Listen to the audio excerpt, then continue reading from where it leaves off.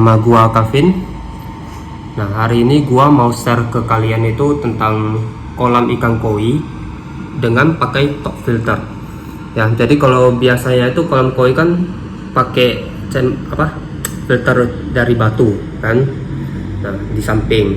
Nah, jadi untuk kolam gua nih gua pakai top filter.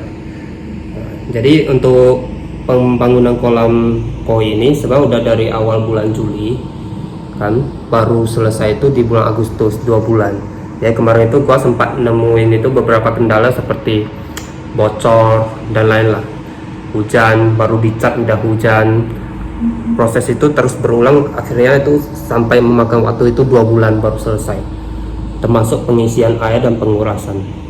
Nah, jadi karena kemarin itu kan gua pakainya itu tukang bangunan yang biasa, bukan tukang khusus pembuatan kolam ya. Nah, jadi gua mau sedikit cerita nih ya. Sebenarnya gua termasuk baru juga di dunia ikan koi. Nah, karena sebelumnya itu gua mainnya itu ikan arwana super red. Nah, jadi kemarin ceritanya itu gua ngelihat di Instagram postingan-postingan orang pelihara ikan koi. Nah, gua lihat wah, cantik juga nih, lucu ikannya ini. Nah, warnanya pun banyak. Jadi akhirnya gua tuh memutuskan untuk lebih mendalami dunia ikan koi. Jadi udah gua pikirin matang-matang, akhirnya gua memutuskan buat kolamnya langsung ya. Jadi itu progresnya dari awal bulan Juli ya, selesainya itu di bulan Agustus tadi. Nah guys, jadi ini penampakan kolam gua ya. Lokasinya itu di belakang cafe gua. Nah, kalian bisa lihat. Nah, ukuran kolamnya ini 3,5 meter kali 1,5 meter kali 60 cm tingginya. Untuk catnya gua pakai cat dandek warna hitam. Nah, terus untuk yang bertanya kenapa gua pilih top filter? Nah, karena menurut gua itu top filter itu punya kelebihan lebih hemat tempat ya. Terus lebih murah dan perawatannya pun lebih simple kalau menurut gua ya. Nah, jadi cocok untuk kita-kita yang mau kolamnya itu full, nggak kebagi-bagi itu volume kolamnya sama chamber samping gitu. Nah, jadi efektivitasnya itu kurang lebih menurut gua sih sama ya. Ya, asalkan isi dari media kita sanggup untuk menghandle ukuran dari kolam kita. Nah, jadi memang harus disesuaikan. Nah, terus alasan kedua itu karena ya saya memang kurang ngerti itu susunan pemipaan untuk chamber samping. Jadi karena gua itu pakainya jasa tukang yang seadanya ya, bukan tukang khusus kolam. Jadi saya gak berani gitu ambil resiko daripada kolamnya gagal kan. Nah, jadi ya menurut gua ya, kalau selama bisa dinikmati ya hasilnya sama aja menurut gua. Jadi ini kondisi air kolam gua sekarang. Nah, jadi 3 hari yang lalu itu kolam gua butek dan berbusa. Gagal ikan koi gua kawin subuh-subuh. Nah, jadi sekarang setelah airnya gua kuras setengah, kondisinya udah lebih lumayan membaik. Air juga sudah mulai jernih ya, karena kemarin gua kuras tambahin lagi berulang kali. Kurang lebih 2 hari ditambah dengan lampu UV, sekarang kondisinya sudah terlihat lebih jernih. Ikan yang di dasar pun udah kelihatan. Nah, jadi nanti setelah kolamnya udah jernih 100%, udah bagus, nah baru gua isi lagi penuh. Lalu untuk top filter gua pakai 2 buah top filter. Nah, untuk ukurannya itu 150 cm kali 15 cm kali 15 cm. Kacanya itu 5 mili. Nah, untuk chamber gua ya, ini gua isinya itu kapas putih, biofoam hitam. Nah, untuk media biologisnya gua pakai karang jahe sama biobol. Untuk pompanya itu gua pakai kapasitas 2.500 liter per jam. Nah, ini jumlah pompanya itu ada 3 ya. Yang tengah ini buat nambah volume air saja biar airnya lebih meluber. Nah, satu lagi di sebelah kiri ini. Oh ya guys, berhubung ini video pertama gua, kalau misalnya ada kesalahan atau kekurangan dalam video ini, gua mohon maaf ya. Mungkin untuk suaranya lebih kecil atau apa kan akan gua perbaiki di video selanjutnya. Oke, lanjut.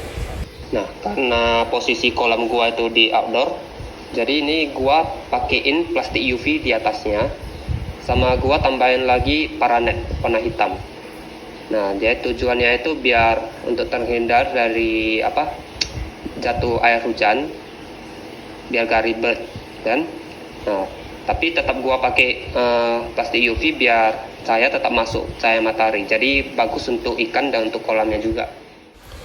Nah, ini ada sedikit cuplikan video pas pertama ikan gua masuk. Kalian bisa lihat kondisi kolamnya itu sangat jernih ya. Jadi buat kalian yang kalau penasaran apa-apa aja yang gua pakai di kolam gua, ini gua review. Nah, jadi untuk lampu UV gua pakai merek Sakai Pro ya, dengan daya tahan sampai 10.000 jam nih. Nah, lampu UV ini ukurannya itu 11 watt ya, 11 watt. Kemarin gua belinya itu 115.000 ya, di toko langganan gua ini. Nah, jadi kemarin itu ceritanya kolam gua itu berbusa dan airnya jadi butek gara-gara ikan koi gua kawin ya. Pas gua sampai, gua lihat itu di kolam gua itu atasnya semua itu busa, airnya butek banget sampai buram, ikannya di bawah pun nggak nampak gitu. Jadi udah gua cek CCTV, ternyata ikan koi gua tuh kawin dari jam 4 subuh sampai jam 6 pagi kan. Nah, jadi langsung gua kuras airnya setengah kan. Nah, agar filtrasinya itu bekerja maksimal, kalau airnya penuh kan lama tuh. Nah, jadi gua kuras dulu setengah, terus gua tambahin lampu UV ini. Nah, baru biar untuk airnya itu lebih cepat jernih gitu loh, dan lebih cepat bersih. Jadi udah saya tambahin air sedikit, besoknya saya kuras lagi, besok tambahin air lagi, saya kuras lagi. Tapi dengan porsi air kolam keadaan setengah terisi saja. Nah, jadi untuk mempercepat dan memaksimalkan fungsi filter saya agar lebih cepat airnya itu jernih kembali gitu. Nah, terus untuk pompa kolam gua, nah gua pakainya merek ini, Sobo ya, Aquarium Submersible Pump. Nah, ini yang tipe WP 300D ya. Untuk spesifikasinya mana ya, gak ada. Ini kemarin kalau tidak salah ini 2500 liter per jam ya, ada ini ya. Dayanya 35 watt, maksimum semburannya itu sampai 2 meter, dan maksimum flownya itu 2500 liter per jam.